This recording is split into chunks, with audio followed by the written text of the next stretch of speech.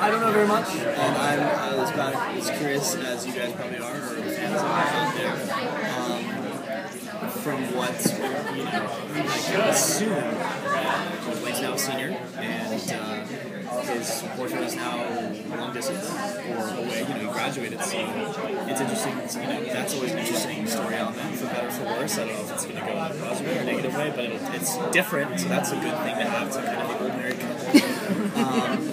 I know that Glee Club always used to have 12 members, and now we're short quite a few people, so that could lead one to believe that there will be new people from us also, new faces, or probably from the Glee Project. I would assume that's what the show's all about, finding new talent, and then new talent from, I'm sure like auditions and things. I know absolutely nothing, so I don't run too far with this, but that to me seems like an obvious.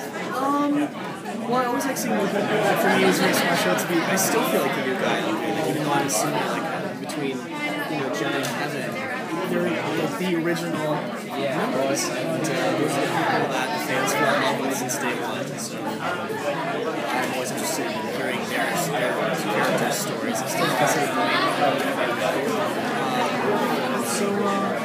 I'm just happy. This isn't a show about two people in the apartment. There's several people to account for. Rachel Berry is going to be completely different. We're not going to just be stuck in these hallways anymore. So it's going to be really interesting. I have no idea what's coming. I think it's going to be good to give the show kind of invigorating format, because it's we're new locations, and that does the world for storytelling. As for Blaine, I don't know. I would like to see Matt Blaine come back. Okay, the handsomest man alive. You're stuck with that. I feel like I could cut glass with his jawline. Sculpt some kind of thing. Well, and Somebody You Used to Know was amazing. Oh, thank you. To me, it was one of the highlights of the season. Thank you. I had a good time. I felt so too, because I'm a huge Glee fan.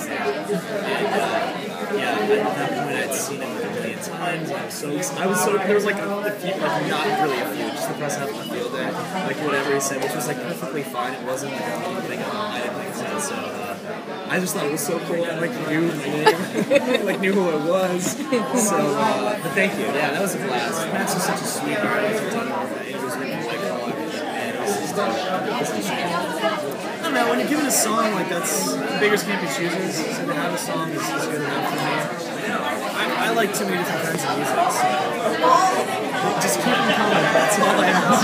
What about your music, though? Any chance of you doing your own music? If they ask me, I would never try to put my agenda on them. They know I'm a songwriter and they're very supportive of my stuff.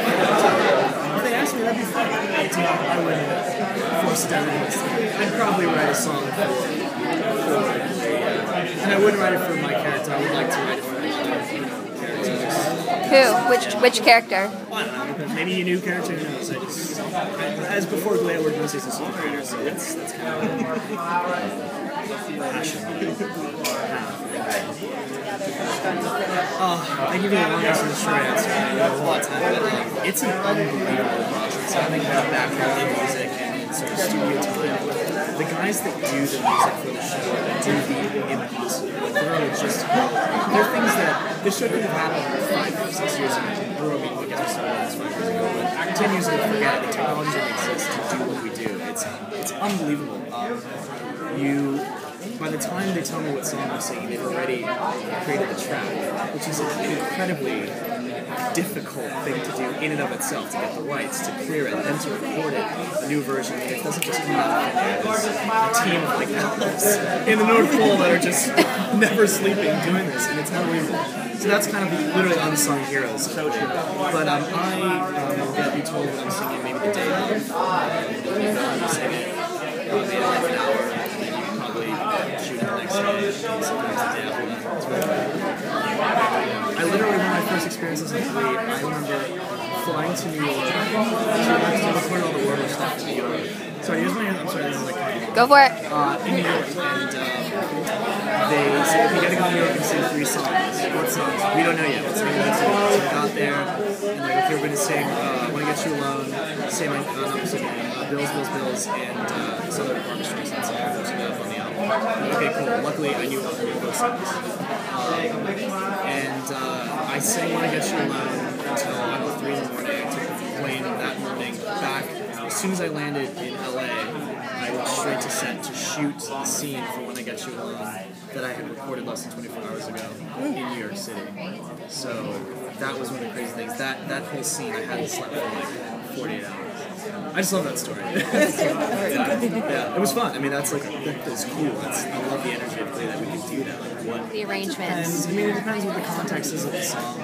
Sometimes you don't know what the context of the song is, so you have to be really proactive to make sure, if it's like a really awesome rock song, you could very well be doing it in a somber scene, so you have to be kind of do your homework, read the script, I know what you're doing. Because those guys in the city are there to make it sound good, and so they do the textual performance of the story. But I don't know, it depends. I mean, everybody has their own imprint and fingerprint of what they're going to do naturally. So, whether it's proactive saying it or not, there's always going to be like an individuality to it. So, I try to keep it me. I don't know if I succeed.